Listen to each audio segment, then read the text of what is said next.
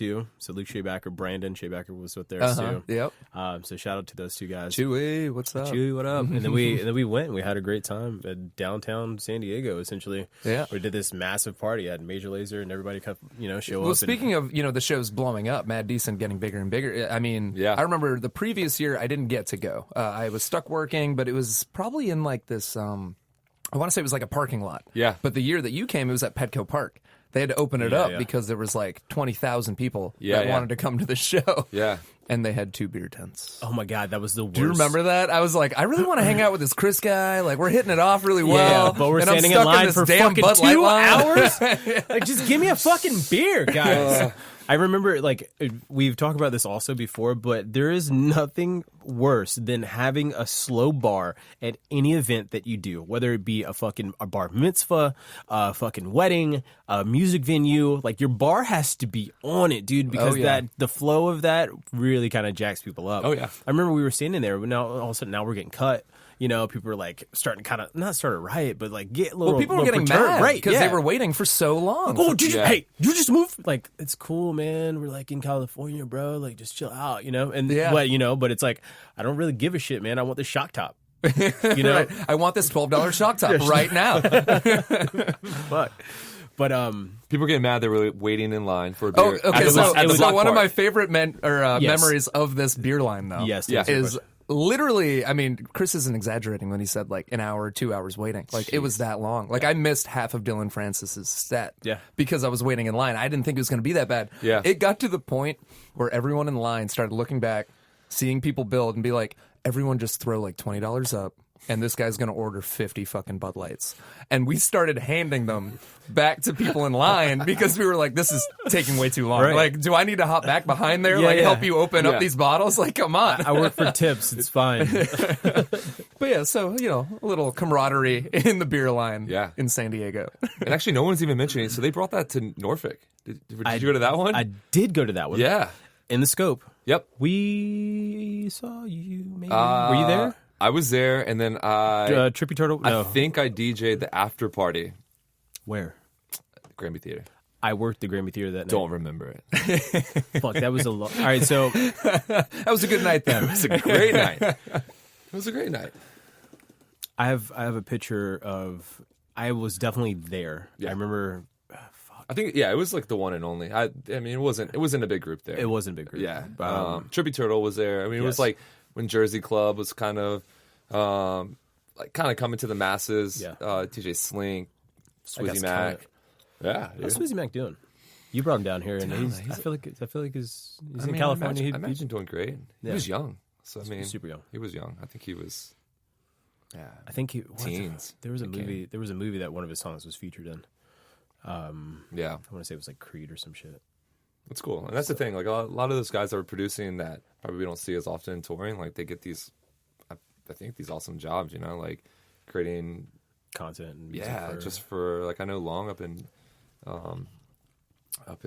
Richmond. To Long John's? Yeah. Long John's? Long John's. Gin John's. He was doing I think he had like a song that was featured on a video game. Oh really? Something like I've never even heard of before, but just like creating some cool stuff for that.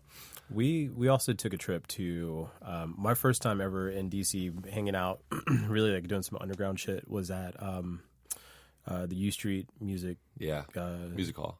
Yep. Have you ever been? No.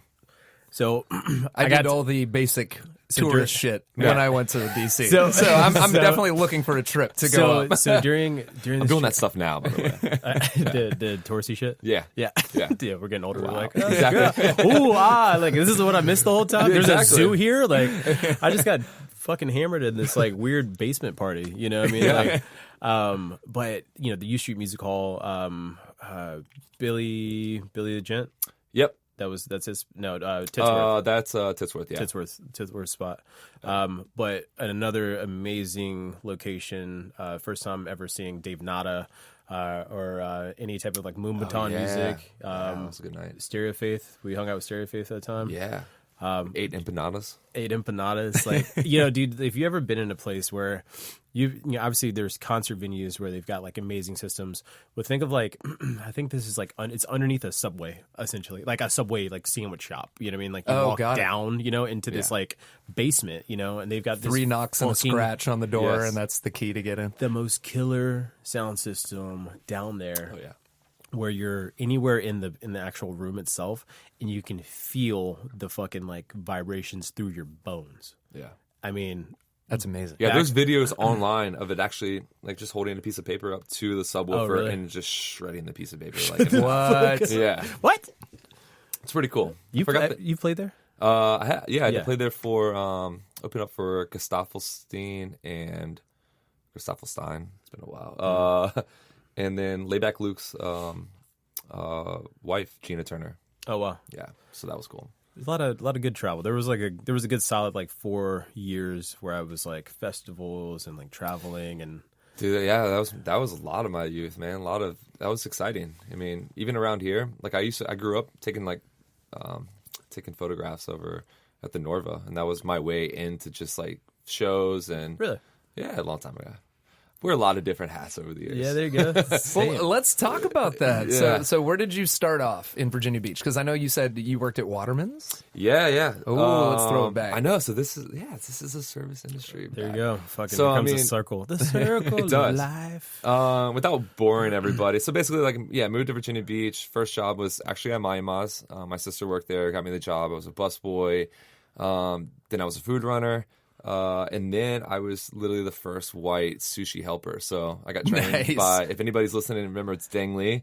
I'd basically just roll up, and that was my job. I'd just roll California rolls, tuna rolls, make the rice, make edamame, shumai and stuff, and basically just be his helper for all like the basic rolls that he needed to do throughout the night. So that was really cool. I was just getting into sushi. But it was just a really cool gig to have. And then from there, I did the retail thing for a little bit, some surf shops. But then just like missed that money, missed that fast cash, and got back into it doing valet at Waterman's. Okay. So I did valet at Waterman's basically like 2.5 years. Dang. Parking whips. And then it was like, And then that was like my last, even still to this day, like that was my last job. And then from there, like I started DJing, and then Angela, rest in peace, miss her. yeah. Shout out Angie, Big Ange. Yeah, and Angie, she got me the gig at Waterman's, like my first gig there. Oh, so good. it was kind of like all these things were aligning. Like DJ was kind of taking off. I figured I could also make like more money for 4 hours versus like running. For For like sure. 9 hours. I'm not gonna lie. There were a few days at the Shack where I'm just seeing you like getting it. You know, like you're in your zone, you're playing, and I'm like, man, we've been here for 12 hours already. He's gonna be gone in 2. Aww. Dang, I know. Those Sundays were great. And like getting into it too, you know, like I only mentioned that like the money and the hours and stuff like that because like I never really intended on it being like going in as long as I was. Like, you know, like all my friends were going, like I said, and I was like, man, like as soon as my friends stop going, like, you know, I'll be done. Like, you know, I'm just kind of doing it for you guys because but then it's just like I fell in love with it because I wasn't a DJ. I grew up playing in bands, drumming, guitar.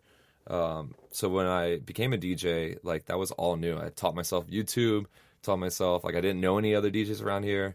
And so it was just like really, really exciting to do something different, be one-man band. Yeah.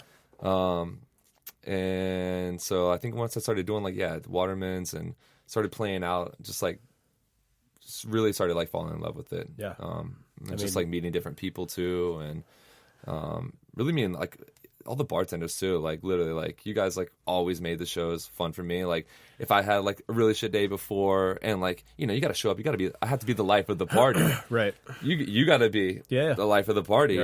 you know? There's no off day. There's no off day, Yeah, no. yeah. No matter what. Holidays, and no matter what. I mean, it could be like a death in the family or what. Like, I mean, you show up and people just they're there to have a good time. Right. You know, working all week and it's their time to escape Friday, Saturday, Thursday nights, whatever. Now it's like Wednesday. Now it's Monday night. You know, it's like whatever night you want to escape. You know, we got your back. You know, Yeah. the Weekend Warriors. You know what I mean? The I mean, we're the ones that we've got to work. We work the holidays. We work the major events. Anytime it's busy, especially being in a resort town like where we are, where it's like there's a fucking event every week down here. Yeah. If it's a big thing that brings in money to your business, like, and you're good at your job, you're going to be working it. Yeah, you know what I'm saying? But like now that we're getting a little bit older, we're like, all right, cool. We pulled our ranks. You know what I mean? We pulled our fair share of working these 4th of Julys and the Memorial Days, but then also we're plagued with that like the golden handcuff thing, where it's like, Yeah. Do I want to miss out on not working this? Like I could make $1,000 right now, you know what I'm saying? So fuck it, saying like we'll do something afterwards or we'll do something before. But then that fucks with you too, because you're already if you're not working, you're already missing out on the money that you could be making. So you're already like, if no matter what you're doing, like you've already spent, kind of in my head, like you spent that money that you could have been making. Yeah. And then you actually spend the money that you're spending. And then it just becomes a really expensive day off. And then, sometimes unless you have like family or there's actually like solid plans, then you're like, man, I should have just worked. Yeah. And that's literally probably the main idea when it comes to anything, especially when you get like that like fleeting feeling of working, where you're like, I could probably, my like girlfriend's off, or like, oh, there's this one thing, this, that, another. At the end of the night, you're like, should have fucking worked. Yeah. And along that line, I'm just going to say, for all the bartenders and servers out there, if you hear that Barry Clark is DJing at your establishment, it's going to be a crazy ass night. I don't care if it's a Monday, Tuesday, or Wednesday. Like I remember, it was in the summer. It was at the Shack, and I actually had a Sunday off. Like it was like, oh, okay, I'm not working. Kind of wanted to, and then I remember Chris being like, "Hey man, we're a little short staffed. Can you work on Sunday?" And I actually remember this. And I'm like, oh, I'm in. It's going to be fire. It's going to be a crazy shift because you bring such a crowd. And it's so funny. I remember I had just moved here and my wife was telling me about you. She was like, oh, who do you have this weekend? I was like, this guy, Barry Clark. I haven't met him yet, but I hear good things. And she's like, what, DJ A to G? Oh, yeah, you're going to be busy. Get ready. You might want to have a bigger breakfast. I was like, okay. Oh. But you have that clout and you bring that crowd. So it's hats off to you. I appreciate it. Well done, sir. Yeah, I mean, it was definitely not overnight. I mean, it definitely took years and years. And then, like, creating things like Rhyme Time and, like, just being consistent. I think that was more than anything. It's just, having that face that people can look forward to seeing maybe every Saturday night, like at Side Street, or that same vibe, like, at, like, Waterman's. Like, I was doing, like, first Fridays of the month there. So, like, just being consistent every month. I feel like, then developing relationships. I mean, you guys meet so many people now that are, quote unquote, like regulars that become friends, that become, just people that you see outside, maybe hang out with outside of the environment too. It's just, it was just became so great and massive and stuff. And I'm super thankful for all that. Right. Like being able to have your following, it's not only, it's also a thing also for like bartenders too, because business owners, that's what they want, that's what makes you marketable. Yeah. You know what I mean? So like which is also kind of like a double-edged sword, right? Because I can imagine, and I've been in this place before, being talked to by like ownership and being like, hey, I want to bring this person in. Like, well, are they gonna? Because I've seen both sides of it, where it's like, okay, you can bring this person in and they can bring a bunch of people and everybody's all happy and this, that, and other. Or we've paid this DJ, anywhere between $250 and $400, $500, right, for their set, and then nobody comes in. Because it's a fucking off night or the weather's this and this, that, and other, and the negative energy gets fucking directed at you. Oh, for sure. Like, whether it be from the first person. Like, that you're like on top, you're like, so what the fuck happened, man? Like, I've seen that shit, and I told you to play the wobble, and you didn't. Now we're dead. Dude, I'm not to really kind of cross over into like the whole dark side and shit, but like, I feel like that's kind of a point that we kind of really need to, kind of touch on. Like, there's I feel me personally, when you bring in, entertainment, you bring them in because you like, anytime that I ever bring in entertainment, it's because I like their style. Right. Because I understand that they are an artist and I understand that there are things outside of their control that they cannot fucking deal with. If you come in and you show up and you play with your fucking hearts out and you leave it all on the floor, then I'm cool with it, man. Because you did what you did, and then it's a mutual team thing between the restaurant or the event space marketing, that person marketing too, and it's just, and the team that's working there too, like everyone working together. You can't just put it all on one section, you know what I mean, and try to like compartment